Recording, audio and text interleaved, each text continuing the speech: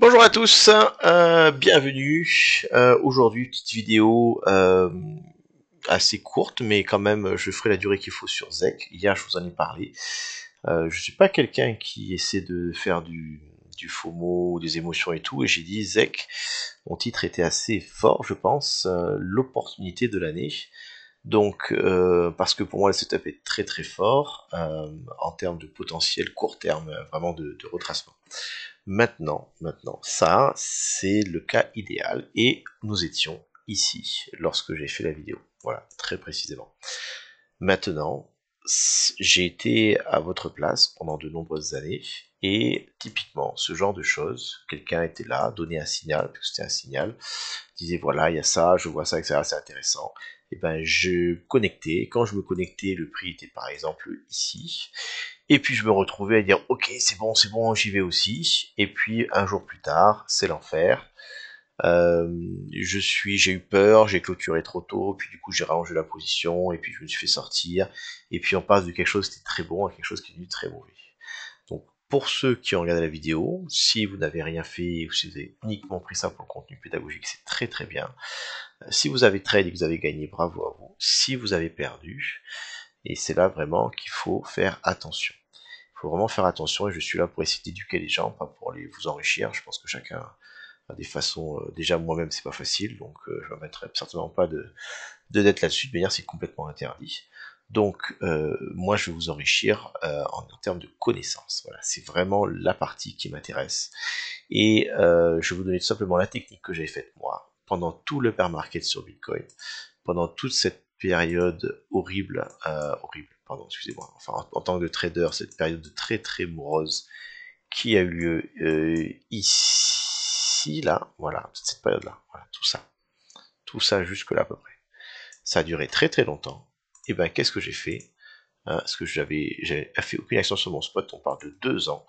Et ben je me suis entraîné, je me suis formé au trading, j'ai mis un compte à 100 dollars, j'ai réussi, j'ai tout perdu, j'ai recommencé 100 dollars, réussi, perdu, tout perdu, et j'ai recommencé, et j'ai essayé, et j'ai bossé notamment pas mal sur le genre de volatilité, comment est-ce qu'il faut l'aborder, j'ai développé mes stratégies, ma compétence, et aujourd'hui, ça me permet, lorsqu'il y a des mouvements de marché qui sont importants sur des tokens sur lesquels j'ai mis de l'argent ou que je veux en mettre, de pouvoir être beaucoup plus efficace. Donc ce que vous reteniez, c'est que vraiment la première richesse, et il faudrait que je le dise plus souvent, c'est vous.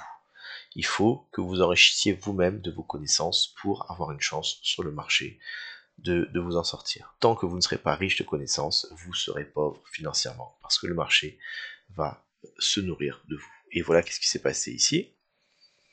Non, je vais pas la regarder. Donc live, ok, voilà qu'est-ce qui s'est passé.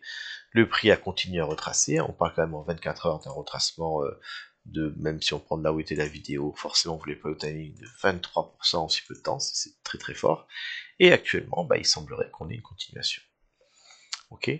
Maintenant, voilà, typiquement, ce qu'il faut comprendre. Et là, vraiment, je suis pas là pour. On va être là surtout pour si vous êtes dedans ou pas dedans, vraiment en termes de connaissances. Ce qu'il faut comprendre. ZEC a monté pendant longtemps.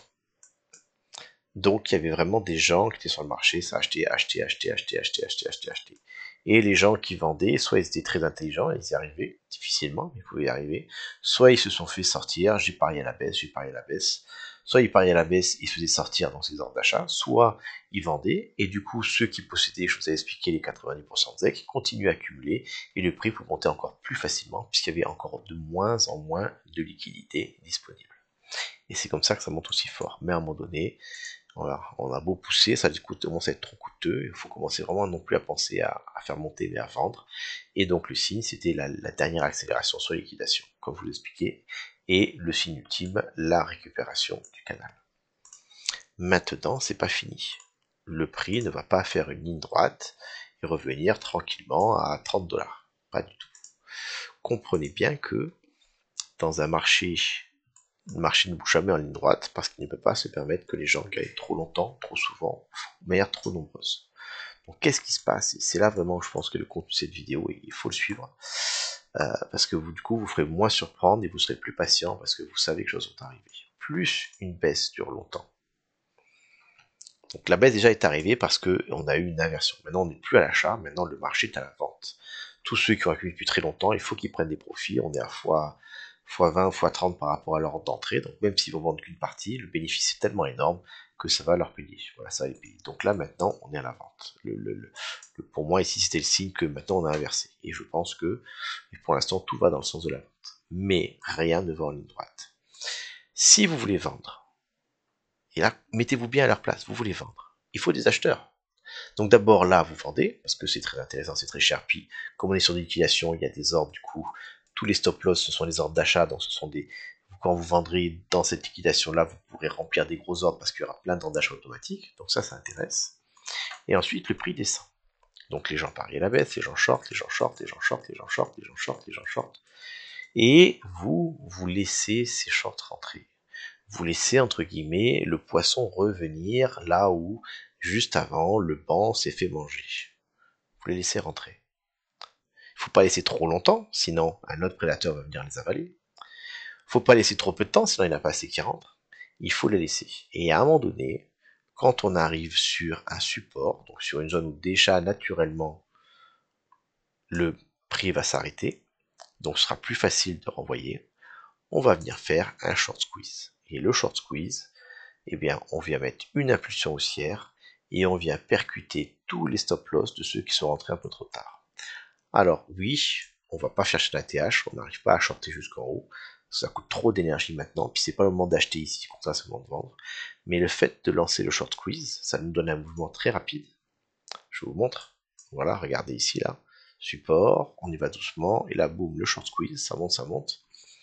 Et donc probablement que cette hausse, eh ben, elle a eu lieu avec des gens qui du coup, étant rentrés trop tard, comme peut-être c'était votre cas lorsque vous avez vu la vidéo, et à ce moment-là c'était un mauvais choix, et bah du coup ont vendu stop loss ou manuellement. Et c'était des ordres d'achat. Et les gens du coup ont acheté à 540, 574, 600 jusqu'à 620.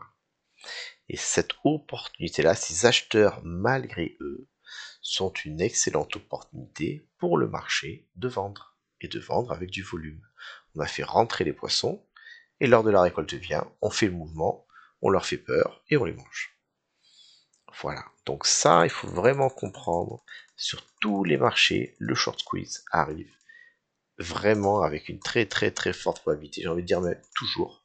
Alors des fois, il faut attendre plus ou moins longtemps, si le marché est vert ou pas, mais le short squeeze, obligatoirement, techniquement, le marché a besoin de ça pour pouvoir respirer et éventuellement ensuite repartir. Et là, on voit bien que c'était un short squeeze, c'est que aussi, qu'est-ce qui se passe? À un moment donné, on bloque, parce qu'il y a trop d'ordres de vente, et quand on arrive ici, ben on est dans des gros ordres limites, et ça bloque, ça bloque. Et là, qu'est-ce qu'on a? Et ben on renverse. Vous voyez, on est en train de casser le support, donc maintenant, pour moi, la probabilité, elle est à la continuation, jusqu'à venir casser ce support-là. Qu'on va aller vers le bas. Vu comme on est BR, peut-être qu'on va aller vers le bas de manière ample, avec pourquoi pas techniquement une chose toute simple. Un one-to-one, regardez. Hop, voilà, pourquoi pas.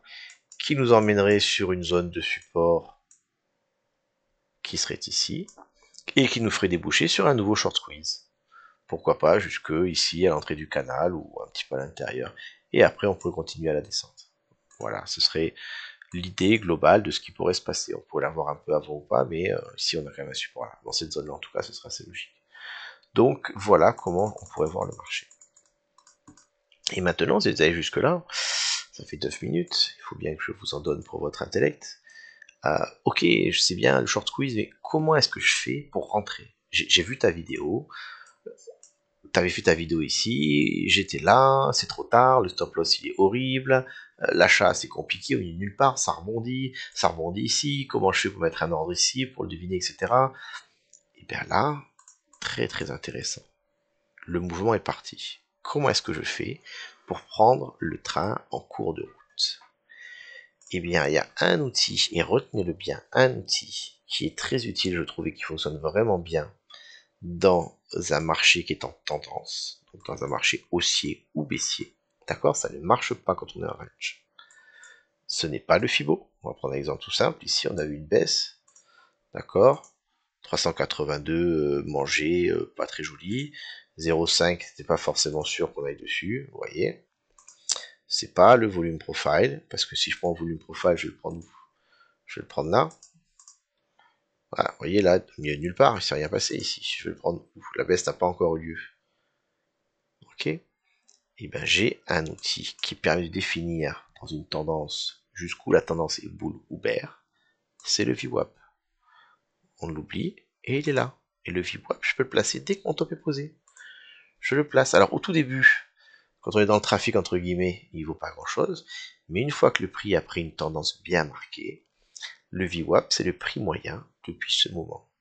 Donc si le marché est toujours baissier, lorsqu'on va revenir ici, que le prix du ZEC va être équilibré entre acheteurs et vendeurs, souvent c'est le moment d'inflexion, il y a des choses automatiques qui se passent, je pense tout ce qui est bot, acteurs, etc. Et moi aussi en tant que trader, je sais que c'est une zone de take profit, si j'avais de longue, ici il faut faire un take profit, c'est vraiment un niveau qui est important.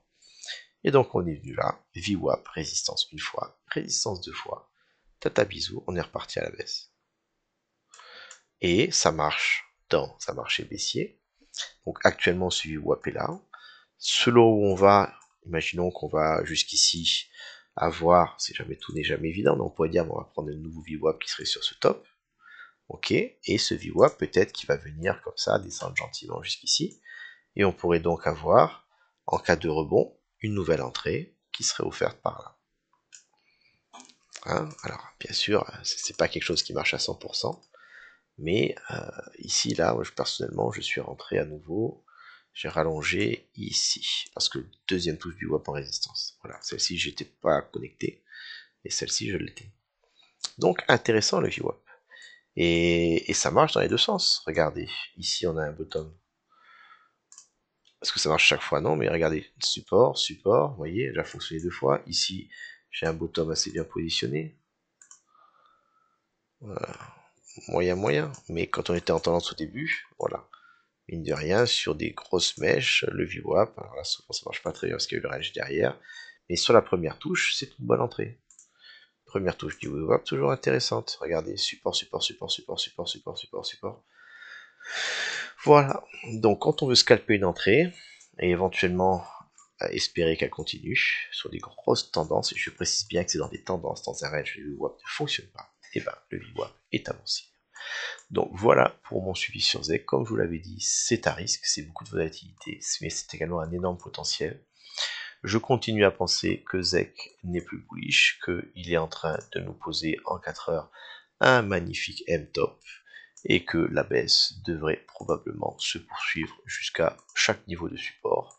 Et à chaque fois qu'on cassera un niveau de support, eh ben, on saura que la baisse pourrait continuer. Et le dernier gros support qui tiendra, il sera en dessous des 50 $. Ça peut prendre novembre, un mois. Mais un mois tellement agréable quand on est dans le bon sens. Voilà, bonne semaine à tous et au revoir.